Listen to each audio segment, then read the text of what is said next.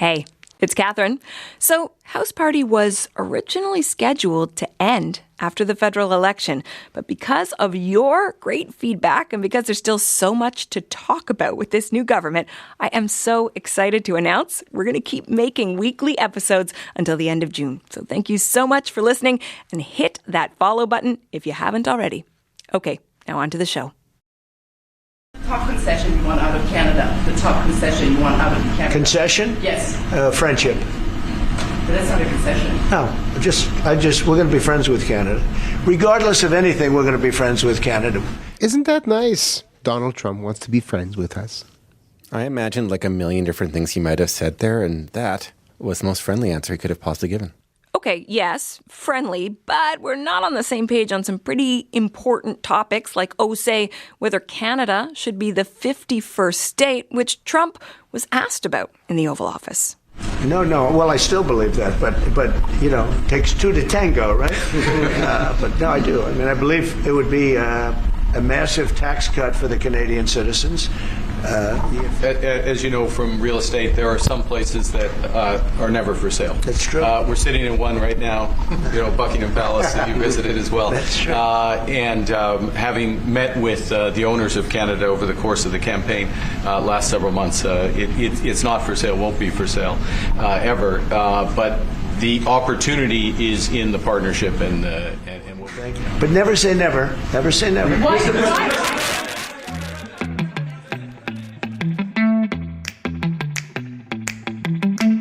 I'm Catherine Cullen, possibly one of the owners of Canada, and certainly the host of the House. I'm Daniel Thibeault, definitely one of the owners, I hope, host of Radio-Canada's political show Les Coulisses du Pouvoir. And I'm Jason Markusoff, producer and writer for CBC in Calgary. And depending on this Alberta separation referendum, who knows how long my lease is for. But this is House Party, a weekly podcast diving into the big burning questions about the recent election and this new government. And this week, we're asking, did Carney win over Trump? And will it change anything for Canada?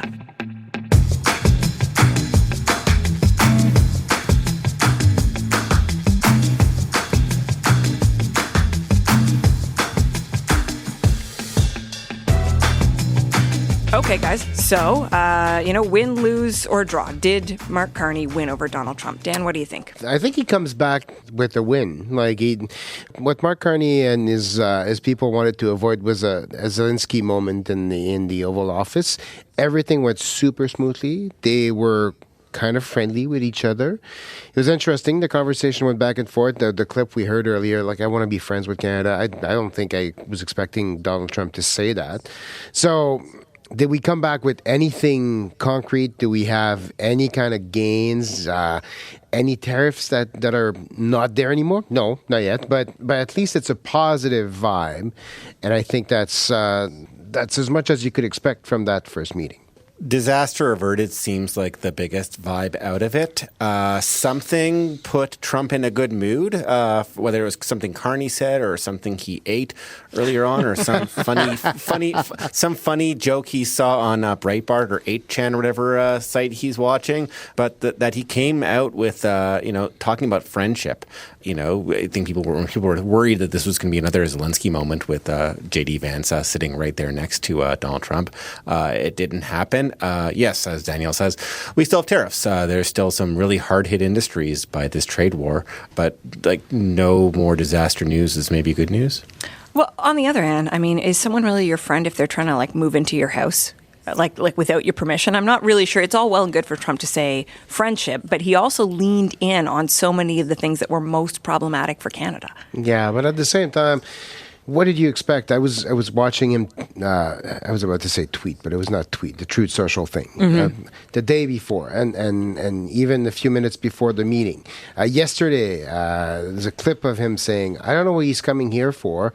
He probably wants a deal. We'll negotiate something." And so you walk in there thinking it could go either way, right? It could go super well, it could go super bad, or it could go somewhere in between, in a bit of a neutral zone. I don't think it was great to hear him talk about the 51st state, but you had to expect him to say something about that. And the idea of, it takes two to tango, I thought, it's already a little different than what I've heard from him in the past on that. And I hear that. I guess I just wonder, he's still, so there's this sovereignty thing, which, yes, it's not like we expected Mark Carney to show up and Donald Trump to be like, you know what, guys, it was all just a gag. I've moved on. No. Surely that wasn't going to happen. But at the same time, all of this talk of friendship, which I agree was totally surprising, bordering on a little bit weird. The number one concession you want is friendship. That's not a concession. Like, what the heck happened there? But the fact that all of this more warmth, more winsome attitude, how do we draw a line from that to any progress or benefit to Canada? I mean, he said all this nice stuff. Oh, yeah, we want to be friends. And he was like, but also we're going to destroy your auto industry. Yeah. So a comment like, we're going to be friends with Canada, regardless of anything, we're going to be friends with Canada, is only a newsworthy and surprising line from one American president. For Biden, you go back, 150 some years, 106, how old is Canada now? 177 years. We are, every president would have said something exactly like that. It's in this upside down world that Trump has put society in that we think of that as a normal, as an unusual thing to say. About the 51st state rhetoric, let's remember what Trump is like. Donald Trump is somebody who, when he gets an idea in his head, it's stuck there and it never leaves. 40 years on, he still has this idea that tariffs are this panacea for an economy that will make his country rich. And all the evidence that has come through the markets and all the evidence that might come in the next few months of zero shipping containers or very few shipping containers coming in from China might not dislodge that from Donald Trump's head. So while it's still jarring to hear the U.S. president talk favorably about 51st State and say, we don't need your trucks and cars and oil and aluminum and steel. I think about everything else he said. He talked about USMCA is actually pretty good. We don't need to negotiate a whole lot. I want to work with Mark Carney. He seems good. He seems better than his predecessor. And then there was, of course, some weird throwaway about Chrystia Freeland. Like, aside from the objectively insane 51st State talk, not much else from Trump, unless I'm forgetting something, drew a lot of red flags, or might have made the hairs on the back of Mark Carney's neck stand up while he sat there quietly and placidly. I want to get to what this means for Canada and like what Canada actually got out of this, but I want to talk a little bit more about Mark Carney's approach, because I think there were a few things that were interesting. Everybody had to know. I mean, can you imagine briefing the Prime Minister or being the Prime Minister in this moment? Going into that room that the moment that's going to be pivotal is, what is he going to say about the 51st state, and how do you thread that needle of standing up for Canada but not provoking him and getting, it's poor Volodymyr Zelensky, who was trying to be like the leader of the free world and defend his country, and now his name is also shorthand for basically being like smacked down by Donald Trump in the Oval Office. So to not get Zelenskied. But the moment where Trump is saying never, it takes two to tango, we'll never say never. And Carney's actually, he is quietly saying, he's moving his mouth. He says it 5 times while Trump is saying never say never. Carney with this little smile on his face, he goes, never. Never. And I think that's interesting and meaningful, because while they couldn't have planned that in advance, it was about using humor. You think back to when Mark Carney sort of truly showed up in the Canadian political consciousness. We knew he was going to make a run for leadership. What's the first thing he did? He did the Daily Show with Jon Stewart, right? And how did he kind of break through? It was with humor, right? Yeah. It was like, we can be friends with benefits, John. Ha ha ha ha ha. But but this is not going to be a marriage. We don't want you moving in. And so I thought it was interesting. There was almost a kind of closing of the loop of trying to use that humor. Not that it was enough to dissuade Donald Trump, but as a tool to deal with the moment. I think they were very aware, and I say they. Mark Carney and the people advising him were very aware of what was at stake on that particular issue, especially coming out of an election campaign where that was the central theme that they've put forward. I'm the best guy to manage this relation and to protect Canadian interest. I'm told that over the last few days, they actually rehearsed quite a bit of what could possibly happen in the Oval Office. Not necessarily like a leaders' debate, but I'll throw you a line. What do you I love this. That makes a lot of sense. And so I'm assuming what we've heard this morning was one of the lines that came back out at some point, and people around him probably said, that's efficient and funny. Let's use that one if you get to that point. And it was interesting to watch him. The body language is very strong too. At some point, he raises his hand and he's trying to, and he wants to say something, if I may, sir. Yes. And then he throws that in. And I thought, using the election campaign, and Trump had set up that already by talking about the election and his win and congratulating him. And I thought using the election, talking about the owners of Canada on that particular level, it was witty, it was good, it was efficient, it worked. It was funny. I laughed this morning when I heard that, and I thought it made the point that he needed to make in that particular moment. Yeah, I'm sure he rehearsed that real estate line a lot because it sounded like it was, not only palatable to Canadians and compelling to Canadians, but also tailor-made for what Trump may like. And in terms of him being quiet all the time, I can only imagine how much it must have killed a leading macroeconomist like Mark Carney to sit there while Donald Trump talks about trade deficits. Yeah. The way he completely wrongly does. Like, could you imagine, like, the patience of Job that fellow had sitting there? And I mean, that was a clear choice. Yeah. Macron from France and Starmer from UK were more, interactive with him when they had that same back and forth. Mark Carney, chose to be more of a wallflower and sit there patiently, like the father of a few daughters that he is. My producer, Maxime Berube, this morning, as we were debriefing this thing on the air, told me it's been 13 minutes since the last time Carney talked. Oh. And obviously, and it was all the stuff that he would have wanted to say something about. Yeah. He just kept quiet and he stayed there. And it was probably for the best because you just don't know, right? At some point you say something and it doesn't go the way it's supposed to go. And then all of a sudden you're in a shouting match or you're arguing with the president. Probably took a lot of restraint, but in the end, I think it worked for him. And I was so struck listening to it. Canadians have asked, well, where are our allies? And why aren't they standing up for Canada, right? But think about the decision that the Prime Minister made in that moment, which I think a lot of Canadians would say, yeah, don't poke the bear. But he was like, oh, yes, you're completely misrepresenting the nature of the economic relationship with all these other countries. But that's not my problem right now. I will say one other thing I thought that was quite interesting in the way Carney tried to handle Trump. And it's a bit transparent, but I don't think that makes it a bad idea, is trying to put these two wildly different guys kind of in the same box, right? Carney likes this line, you're a transformational president. It appeals to Trump's ego. Now, what kind of transformation? I mean, Carney has also called what the Americans are doing economic self-harm, but that's open to interpretation. So you're transformational. I'm trying to be transformational for Canada. I want to transform our country.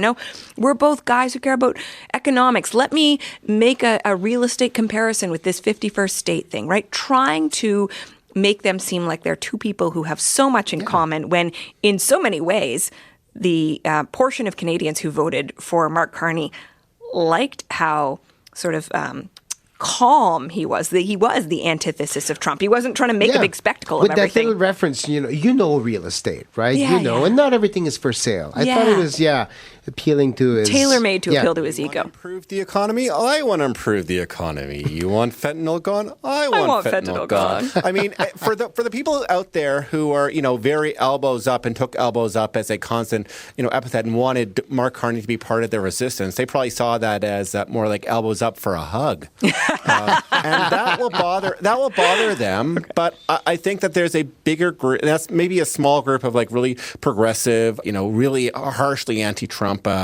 Canadians that just want, somebody to tell him what for in there and dress him down. But I think that Mark Carney and a lot of Canadians will get that there needs to be a strategic, careful, nuanced way because you don't want to be Zelensky necessarily. Yes, that. Yes, but this is where I think we need to talk about where did it actually get us, whether it delivered meaningful results. Because after all of this sort of, it's not theater, it's substantial and it's meaningful, but it's still a spectacle. So after all of this spectacle, Mark Carney gets in front of reporters and he talks about what was actually accomplished here. Dan, what was your takeaway in terms of what Mark Carney's trying to tell us was accomplished in these meetings? Well, to put it bluntly, not much was accomplished, aside from the fact that he came out of the White House in one piece and in pretty good shape. I think he set the stage for what will come next. And it was interesting because last week we talked about his first, we watched his first press conference at the National Press Theatre in Ottawa.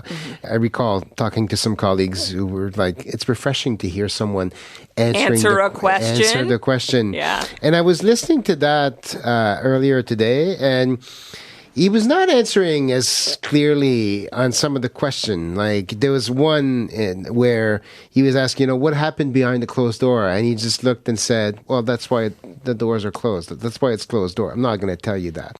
What did he ask you about China in your closed door meetings, and what did you tell him? That's why they're closed door. Well, yeah.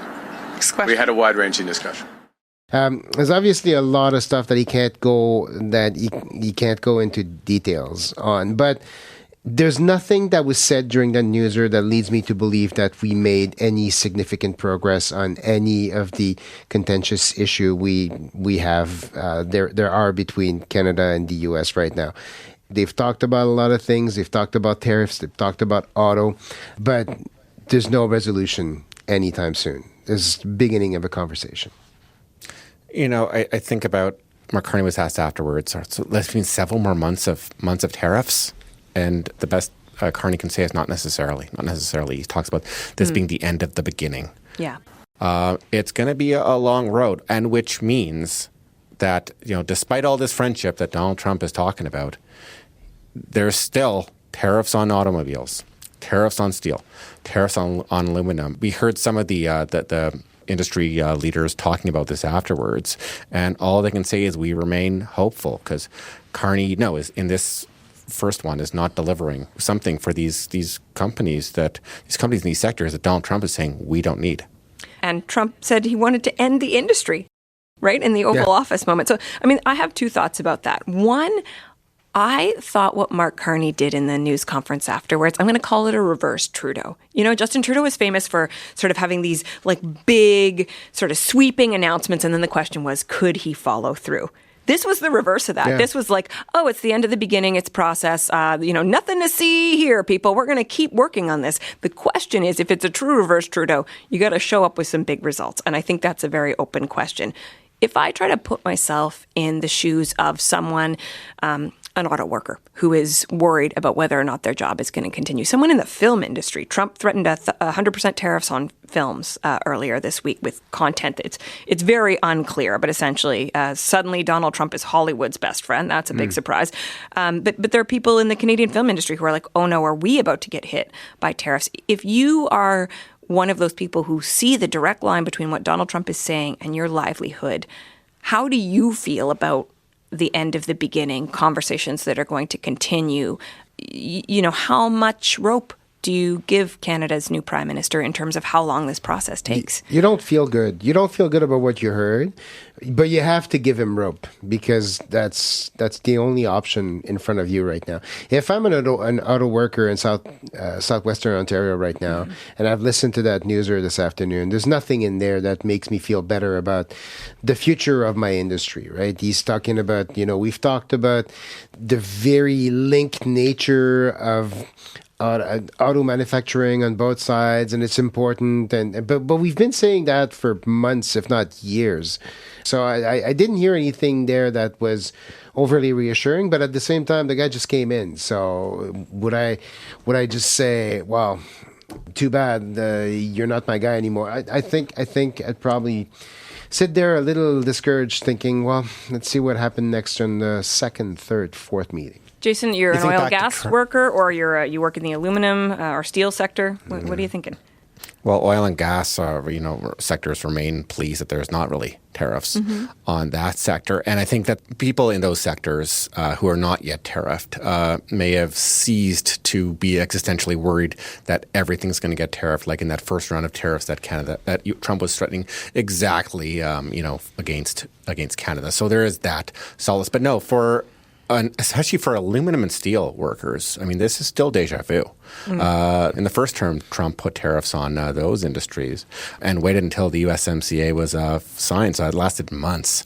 So I think that people in those sectors might realistically be girding themselves for a long, difficult slog, and perhaps from Carney some bailout money. You know what I'm curious about now, and we're like how much progress was made on that particular meeting. How much progress or what kind of reaction will he get tomorrow when he meets with the premier? Because he also talked about that. I'm going to, sit down. Well, not sit down, but call. It's a virtual call, yeah. It's a virtual call with the premiers. And it went fairly well the first time he did that, right before the election. So coming back from D.C. with the news that he's delivered today, which is not much, what kind of reaction is he going to get from the premier? What kind of reaction, Jason, is he going to get from Daniel Smith, do you think?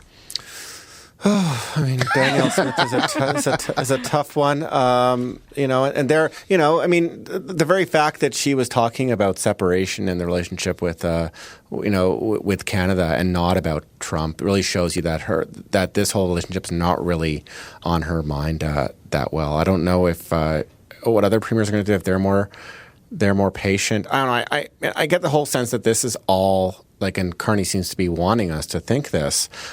Come back in two or 3 months and ask then and see how we're doing with tariffs. Because if he's playing beginning of the end ball or end of the beginning ball, then we probably should be expecting results or be very disappointed that they're not results in months to come, maybe not even weeks. Well, but I would say that this puts pressure on the other half of his pitch to Canadians, right? Which was he had a couple lines that he relied on heavily in the election. They want to break us so they can own us, and we can give ourselves more than Donald Trump or anyone else can ever take away, right? So this is, all right, Mr. Carney, you made a pitch to Canadians. It's time for build, baby, build, whatever that looks like, housing or resources or whatever.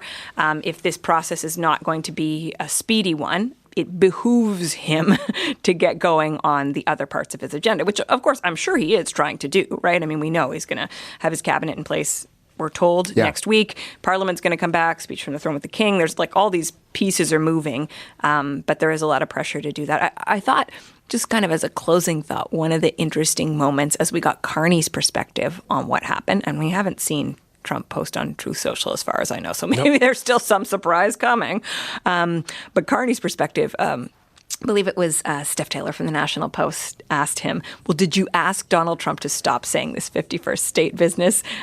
Carney didn't want to play ball. Many Canadians are offended and deeply angered by the fact that he keeps repeating this comment. So have you asked the president to stop calling Canada the 51st state? Yes. Today. Okay, specifically, what did you ask him? Exactly what you just said.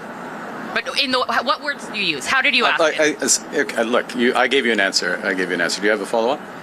What was his answer? Well, we'll look. I don't know. He's the president. He's his own person. I would go back to showing the difference between a wish and a reality. We're very clear. I've been very clear publicly, consistently. I've been very clear in private. I was clear again in the Oval Office. Would be clear throughout. The president. He understands that we're having a negotiation between sovereign nations and that we will only pursue and accept a deal that's in the best interests of Canada, not just in the short term, but in the medium and long term for Canada. And I thought part of what was interesting in the answer was he just said, listen, he's going to make his own choices. I made the case. I said it wasn't productive.